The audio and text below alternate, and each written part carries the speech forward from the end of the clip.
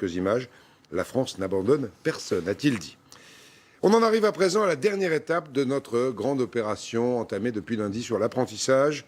C'est le moment ou jamais de s'y intéresser avant de faire ses choix d'orientation pour l'an prochain.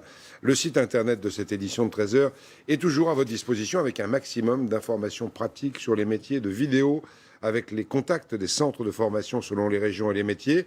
Et, je vous l'ai dit, 3000 offres de contrats d'apprentissage sont également en ligne. Depuis lundi, on a évoqué les secteurs qui recrutent. Il y en a beaucoup, de la boucherie aux fleuristes par exemple.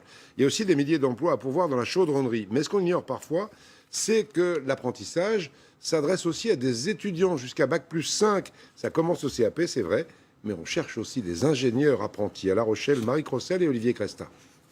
T'as du B1, t'as du C2. Perrine en plein travail sur une ligne de montage. Perrine, plongée dans des calculs savants, tour à tour salariée de la Sogerma, puis élève studieuse parmi ses camarades de classe. Depuis le début de l'année, cette jeune femme de 20 ans partage son temps, un mois sur deux, entre son entreprise et son école d'ingénieur. On va refaire l'étape précédente. Avec l'apprentissage, Perrine a trouvé sa voie, une entrée progressive sur le marché du travail et des études coûteuses entièrement financées.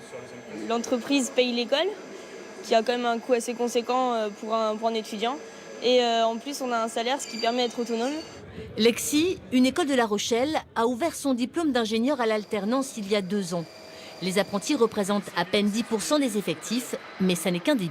Il y a un attrait fort de nos élèves vers l'apprentissage, avec des élèves qui rejettent un petit peu le schéma traditionnel de l'amphi qui assène les concepts un peu trop théoriques.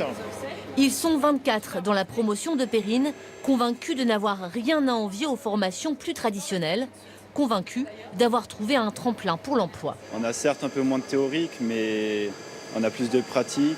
Et une fois que j'aurai le diplôme, c'est ça que recherchera l'entreprise qui voudra m'embaucher. Il y a une grande partie des étudiants qui sortent d'école qui ne trouvent pas de travail justement à cause du manque d'expérience en entreprise. À la Sogerma, Perrine est embauchée pour une durée de 3 ans dans l'équipe de Xavier Renaud, son tuteur. Il suffit que l'ouverture se fasse dans ce sens-là et l'autre ici. Cette formation maison est un atout majeur pour une éventuelle future embauche. Ils savent qu'on est intégré dans l'entreprise, que l'intégration s'est faite et que du coup, on est opérationnel. Des ingénieurs formés par des voies plus classiques ou des ingénieurs formés par l'apprentissage, ça contribue à faire des équipes qui sont suffisamment dans la mixité, donc ça concourt à l'efficacité de la maison.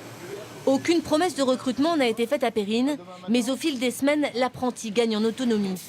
Elle aura, quoi qu'il arrive, une expérience professionnelle de 3 ans à faire valoir pour décrocher un premier emploi. Voilà, l'apprentissage.